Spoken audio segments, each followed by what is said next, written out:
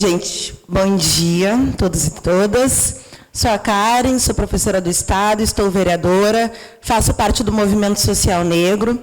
Boa parte da contribuição que eu vou trazer essa manhã aqui para vocês é oriundo dessas reflexões e dessas ações conscientes de um movimento que não começou com a minha vinda, né, neste evento, a minha vinda e a minha participação nos movimentos de 2013. Eu sou oriunda de uma família que lá atrás já militava junto ao Floresta Aurora, um dos clubes negros mais antigos do nosso país.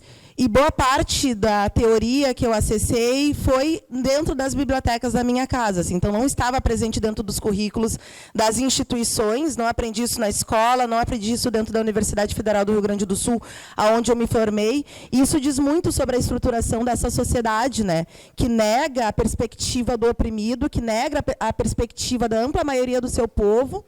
E hoje, com luta, sobretudo pela tática das ações afirmativas, a gente vem tentando compensar esses conteúdos, essas teorias, esses pontos de vista dentro da universidade, dentro do parlamento. Som, 1, 2. Mais assim? Perfeito, então.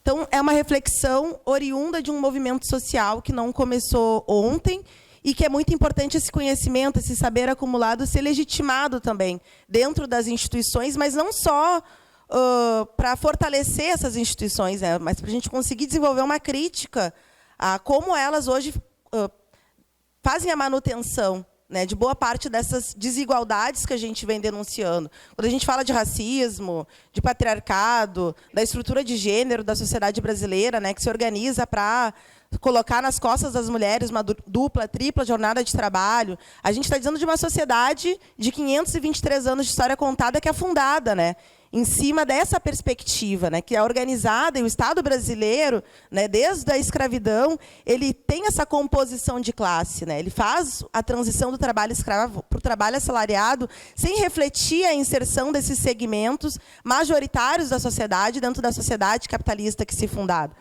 Então, o Estado, e isso é uma discussão que a gente se debate o tempo inteiro na Câmara de Vereadores, ele não é algo dicotômico ao mercado, né? Quando a gente está dentro do legislativo, a gente está debatendo diretamente com setores da burguesia local. O setor da Ambev, dos times de futebol Grêmio Inter, da especulação imobiliária, da construção civil, o setor das igrejas, das escolas particulares, do setor da saúde, dos convênios, que quer, né, assumir postos, né, dentro do Sistema Único de Saúde. Então, a precarização do Estado, ela é instrumento, ela é movida por esses segmentos da sociedade civil organizada, das empresas. Isso é muito importante a gente pensar, porque parece que o Estado ele é algo neutro, e ele não é algo neutro, né? Ele é estruturado com uma composição de classe, majoritariamente oriundos, né, herdeiros desse processo de colonização, de escravidão, de uma abolição que foi feita sem pensar as reparações históricas em âmbito de terra, propriedade,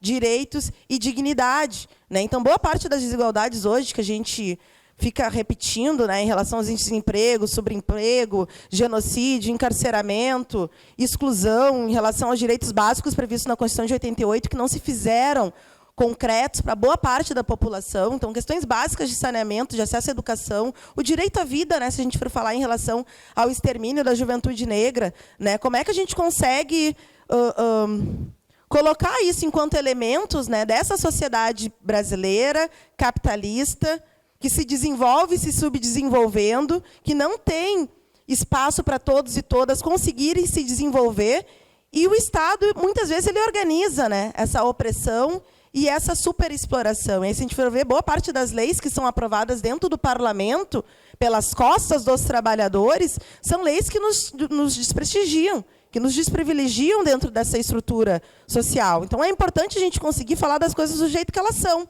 Porque com a entrada da bancada negra, de parlamentos mais femininos, né, se houve uma tentativa de dar uma oxigenação a essas instituições, que em 2013, inclusive, foram questionadas.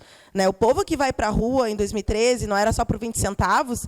Em Porto Alegre começou com a questão da licitação, porque a gente estava mais de 20 anos sem licitação na cidade, e aí não tinha MP, não tinha MPC, não tinha Tribunal de Contas do Estado que desse conta da máfia do transporte, porque é uma indisposição comprar uma briga com esses setores econômicos, visto, olha o que aconteceu com a nossa companheira Marielle Franco, né? Então, não é pouca bosta denunciar como o Estado é aparelhado por esses setores financeiros para fazer a manutenção dos seus privilégios e mudam leis de acordo com seus interesses, estão pensando a cidade de Porto Alegre para os próximos 10 anos, enquanto o nosso povo, enlatado dentro de ônibus, está buscando sobreviver.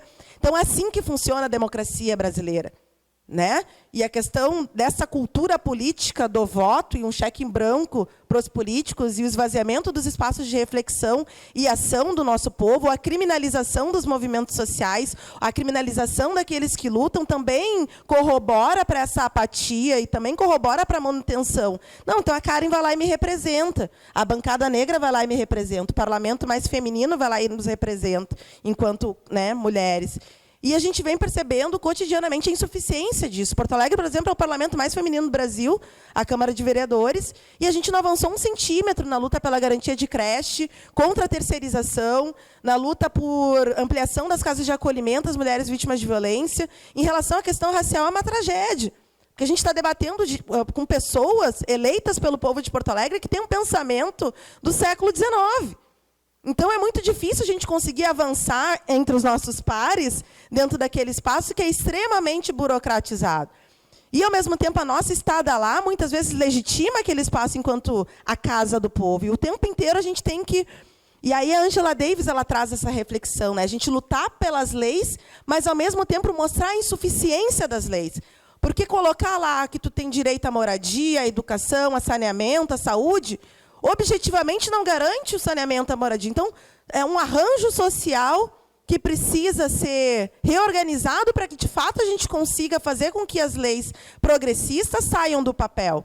E aí eu digo a Lei 10.639, que coloca boa parte dessa conversa que eu estou trazendo aqui para vocês, na importância da contribuição do movimento social negro para a formação e a constituição do nosso país. É uma lei que nunca saiu do papel e a gente está completando mais de 2000 e... É uma lei de 2003, né? Mais de 20 anos, sabe? Então, é disso, assim, se escolhe, né, para inglês ver, né? Se escolhe as leis que vão sair do papel e se escolhe as leis que não vão ter conteúdo, que não vão ter subsídio, substância para conseguir se fazer. E qual é o interesse também do Estado brasileiro que a maior parte da sua população entenda que aconteceu um crime, entenda o papel do imperialismo nessa questão da subordinação da nossa economia, né, os ditames aí das organizações multilaterais, FMI, Banco Mundial, como foi na Inglaterra em 1850. Né, aqui no Brasil, condicionando a nossa economia, condicionando a abolição da escravidão, condicionando a transição do Brasil colônia para o Brasil império, do Brasil império para a república.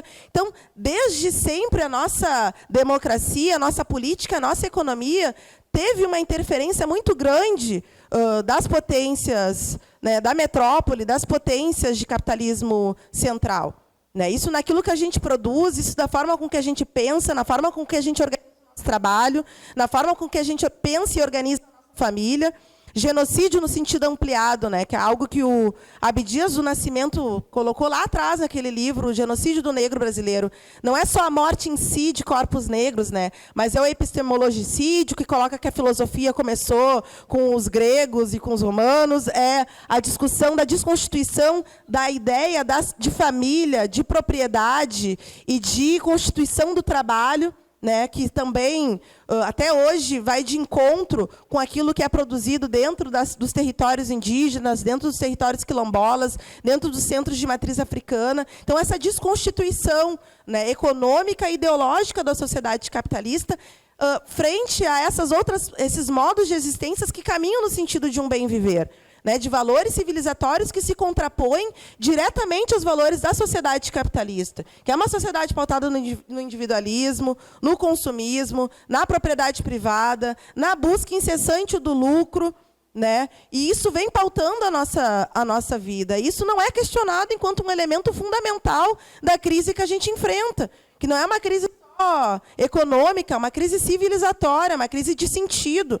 Qual o papel do Brasil na divisão internacional do trabalho? Qual o sentido do Brasil enquanto uma nação, né, composta por diversos povos, que passou por um processo de colonialismo, de escravidão, num país extremamente segregado, que ainda hoje cumpre um papel fundamental na exportação de commodities, e aí dane-se as leis ambientais, dane-se as regulamentações em relação a tudo isso. É nisso que o Brasil tem que se aprofundar, e acho que isso é elemento central, né, das desigualdades que a gente presencia dentro dos grandes centros urbanos. Então, é fundamental a gente refletir, né, o papel do Estado, e aí a justiça enquanto um dos elementos, a crítica a esse Estado, né, que não é um Estado neutro, como eu coloquei anteriormente, é um Estado composto e estruturado para fazer a manutenção de privilégios, né, e da dominação de uma classe sobre a outra.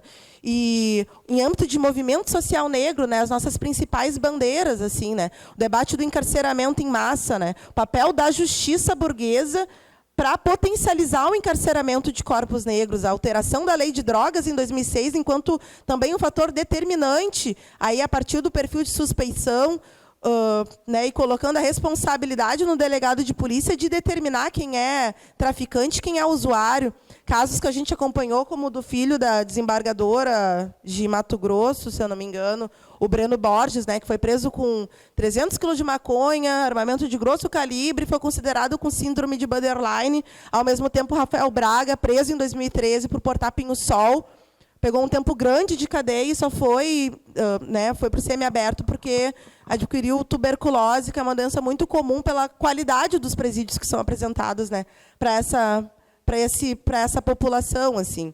Esse debate do encarceramento para nós é muito pertinente, assim, porque quando a gente fala dos balanços, né, em relação àquilo que foi oferecido ao movimento social negro durante esses 13 anos progressistas do Partido dos Trabalhadores, né, a principal política oferecida para a juventude não foi as ações afirmativas dentro das universidades, mas foi a alteração da lei de drogas, que permitiu o encarceramento de 300%, né, da nossa juventude. Com esse perfil, jovens de baixa escolaridade, réu primário, presos por pequeno porte de drogas. Então, se a gente for falar quantitativamente o que foi apresentado para a juventude negra dentro deste período, e é importante a gente criticar, não para a gente, não, agora, então, né, a polarização que nos colocaram nos inviabiliza, às vezes, de fazer algumas críticas em relação àquilo que foi proposto durante os 13 anos e entender também por que as pessoas foram para a rua em 2013. Quando eu digo que não foi só a questão dos 20 centavos, a pauta do encarceramento foi um elemento de protesto em 2013. Né? A morte do pedreiro Amarildo, do dançarino do DG, lá do programa da Regina Casé, as polícias pacificadoras dentro das periferias. Aqui em Porto Alegre foi adotada a política dos territórios da paz, também seguindo esse mesmo modelo. Né? Então, não era só uma questão de acesso à cidade, que é uma luta extremamente legítima, mas havia a denúncia em relação ao papel das polícias militares dentro dos nossos territórios, o papel da guerra às drogas enquanto uma política orientada do Estado brasileiro de encarceramento e legitimação da morte desses corpos, né? E a discussão também da seletividade penal, né? De como a justiça, né, ela age com 2 pesos em 2 medidas. Quem tem condição de recorrer até a última instância?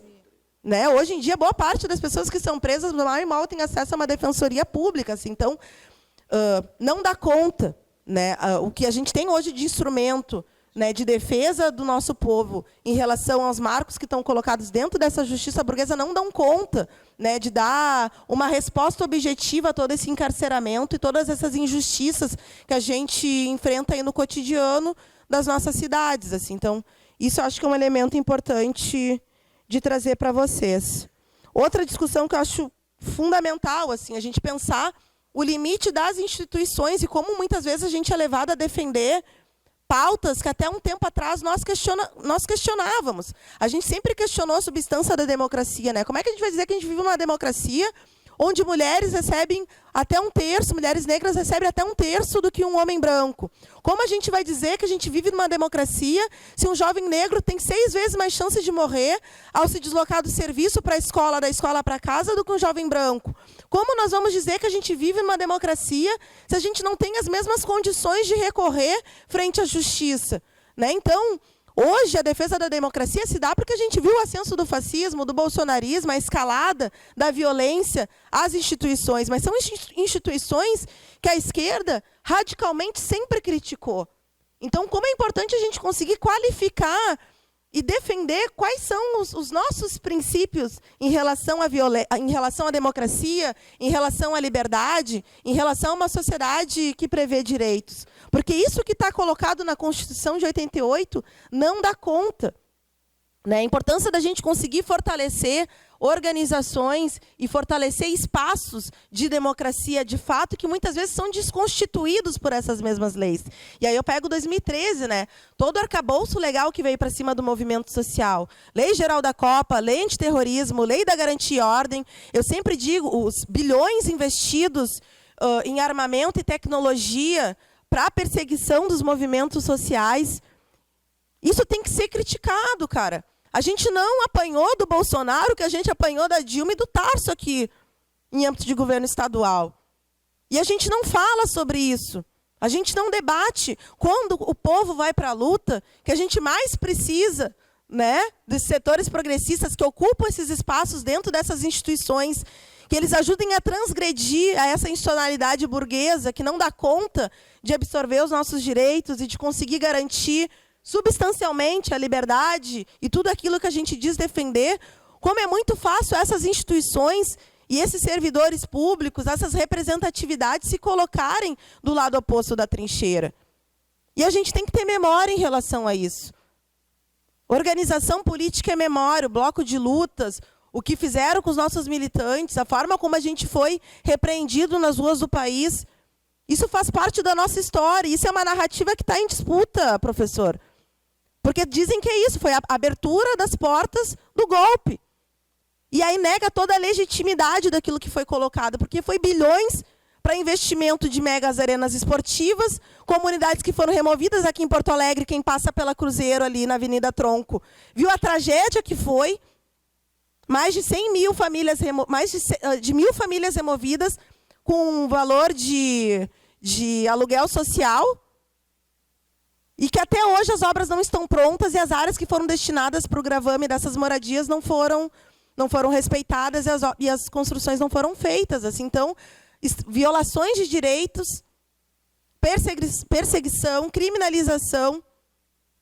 E isso foi o grande legado que ficou, né, dos grandes eventos esportivos que vieram para cá e também desse período de extrema truculência que o nosso povo enfrentou. Neste levante que foi as pessoas indo para a rua querendo direitos já, querendo mais do que o consumir, querendo mais do que uma vida pautada no crédito, né? Porque daí tu tinha crédito para acessar a universidade, tu tinha crédito para acessar um plano popular de saúde, tu tinha crédito para acessar moradia precária, tu tinha crédito para acessar a insuficiência deste projeto em relação às demandas, principalmente as demandas da juventude, né, que hoje acessa a universidade, mas não consegue emprego na sua área de atuação, e acho que muito bem o Galo vai colocar esse debate de tarde.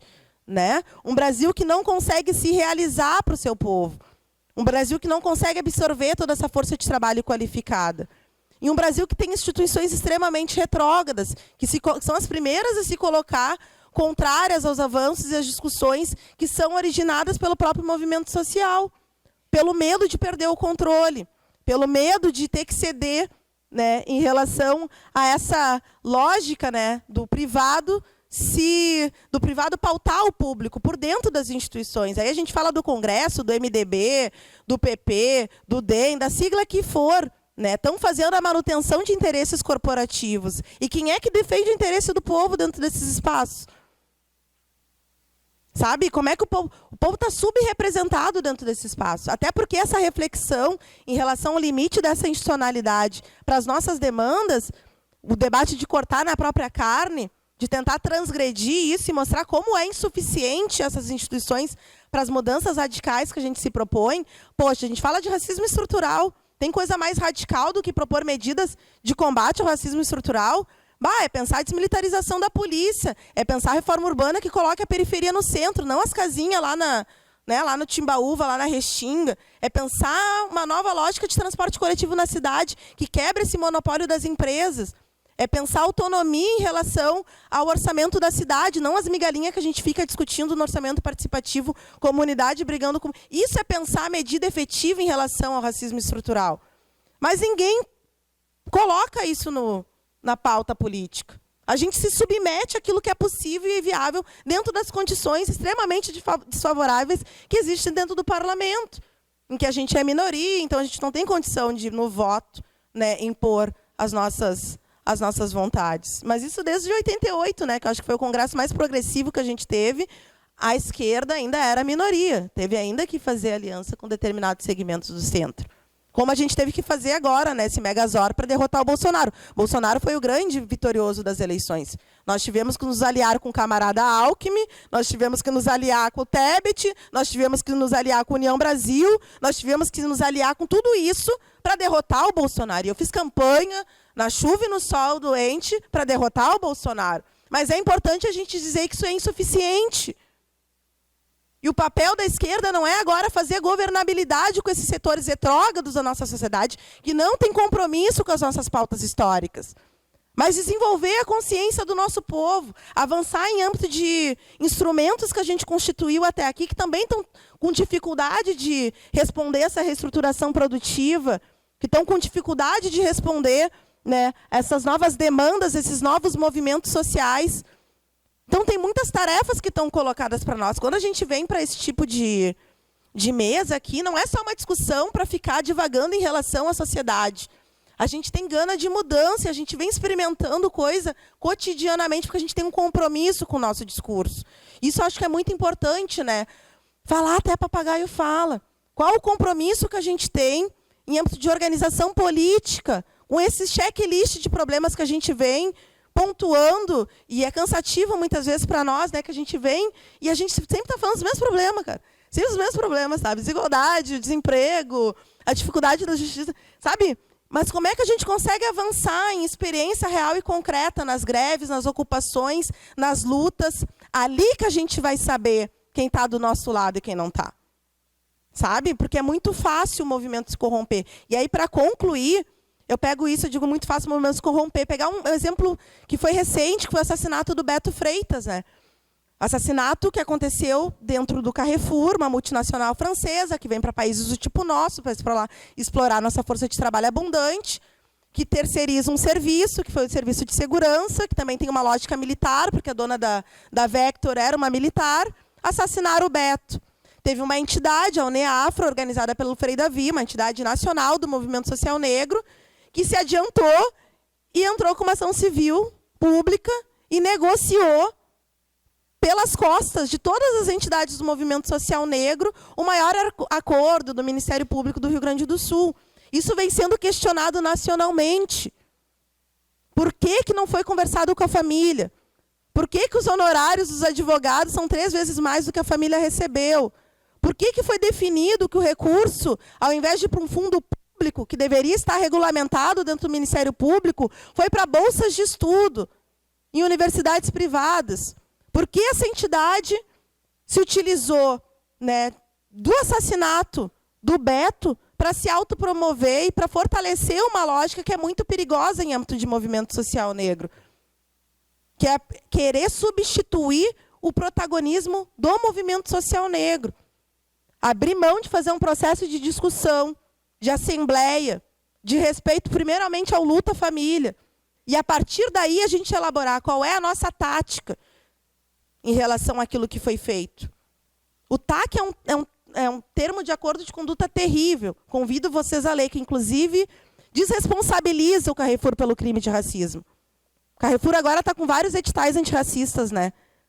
Vários editais antirracistas, várias entidades do movimento social negro disputando esses editais, que são fruto do TAC, que são fruto do assassinato do Beto. Então, vocês percebem como o sistema ele é ardiloso? Ele consegue fazer das nossas tragédias um grande marketing para essa multinacional, que agora é uma multinacional antirracista, que vem promovendo formações e espaços, né, de fomento aos movimentos sociais negros que estão se submetendo a essa lógica. Assim. Então, é muito perigoso querer se adequar à lógica dessa sociedade. A gente pode correr o risco de estar negociando bandeiras históricas nossas em relação a mudanças significativas para as próximas gerações. Assim. Então, um exemplo que eu acho que é importante a gente se debruçar não do papel da justiça frente aos movimentos sociais, mas até porque eu não faço parte, né? Meu lugar hoje está o parlamento, né? Eu faço todas as críticas em relação a esse lugar que eu ocupo.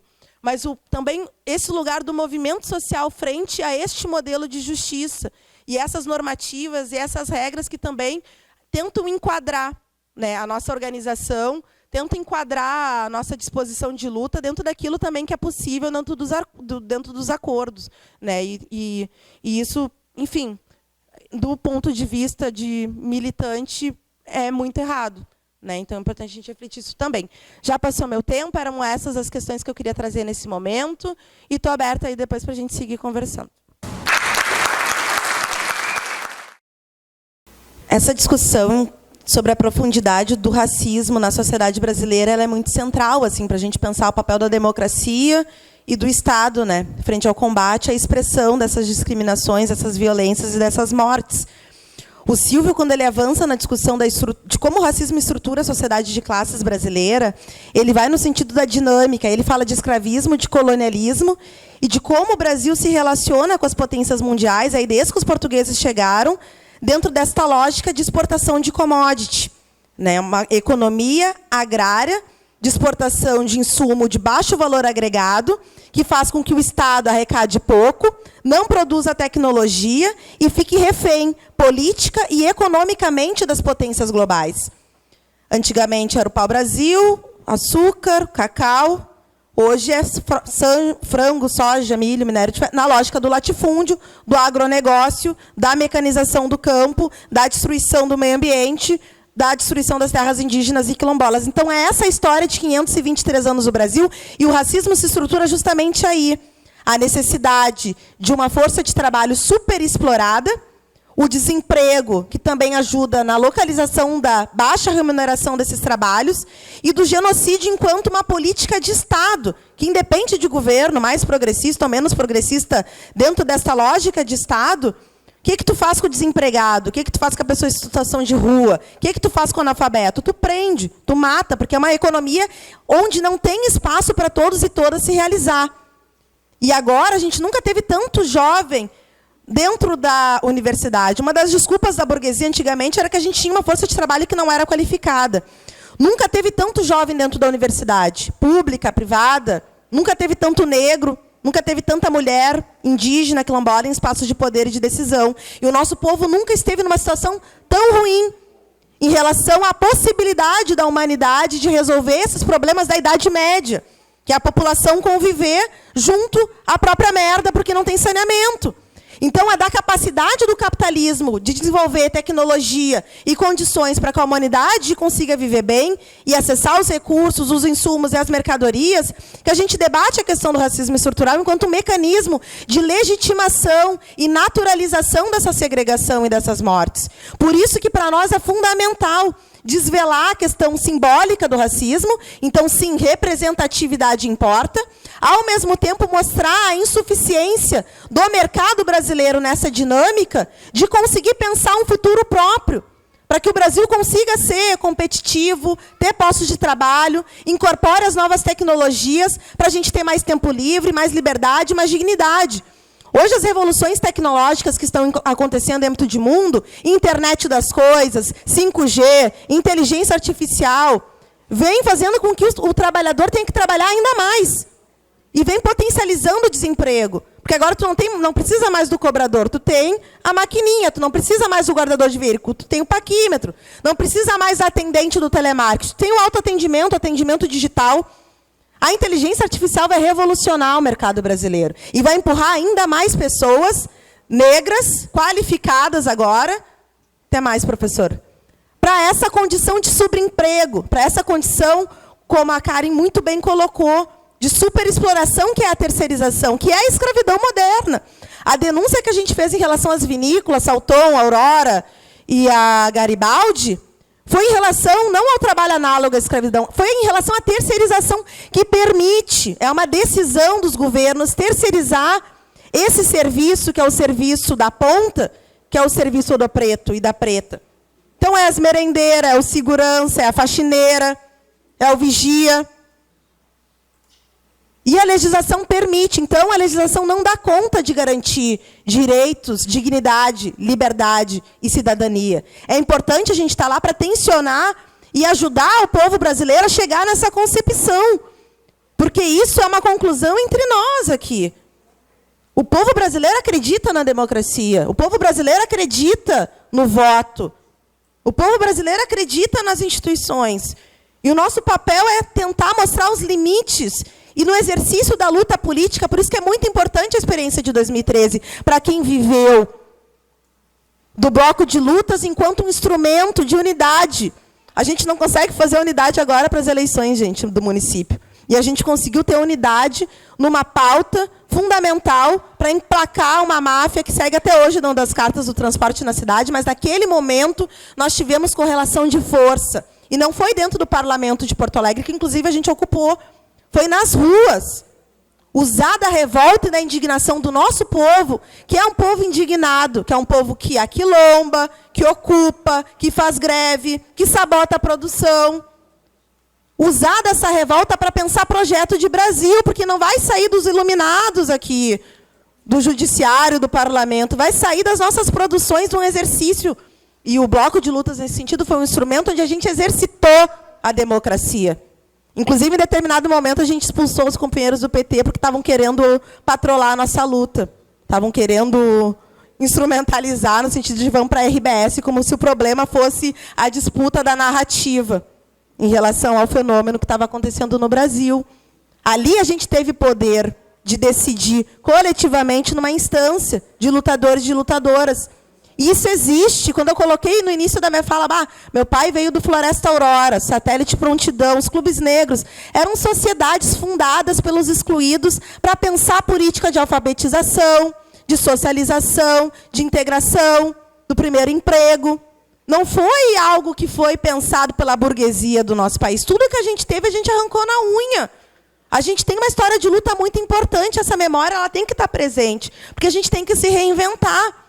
Hoje, com essa democracia burguesa em crise, nós estamos sendo levados a defender essas instituições e fortalecer o Parlamento de Porto Alegre o tempo inteiro. A gente perde no voto e judicializa. Perde no voto. E quem é que fortalece o judiciário? E depois é golpe, nossa, sabe? As comissões de ética que nós ajudamos a fundar, hoje estão sendo o principal instrumento da cassação dos mandatos de luta. Então, a gente tem que pensar o limite de corroborar com o fortalecimento dessas instituições. E como a gente, muitas vezes, pega esse atalho, né, porque é mais fácil escrever uma representação, e a esquerda, os maiores escritórios de advocacia vinculados aos sindicatos, eu não entendo, eu tenho discordância com esse debate de que a esquerda não enxerga o direito enquanto instrumento. Pelo contrário, hoje eu acho que é um dos principais instrumentos. Deixam de fazer a greve, a ocupação, a luta política na rua para judicializar. Perdemos, vamos recorrer, agora a gente vai fazer uma ação ao MP. Às vezes o MP, né, acata, às vezes não. O da Camino deu várias canetadas essa semana, né, em relação à redução, em relação ao DEMAI. Estou esperando ele falar alguma coisa em relação ao transporte, porque acho que ele vai se aposentar, ele está acelerando o serviço. Mas é isso, sabe? Não dá conta.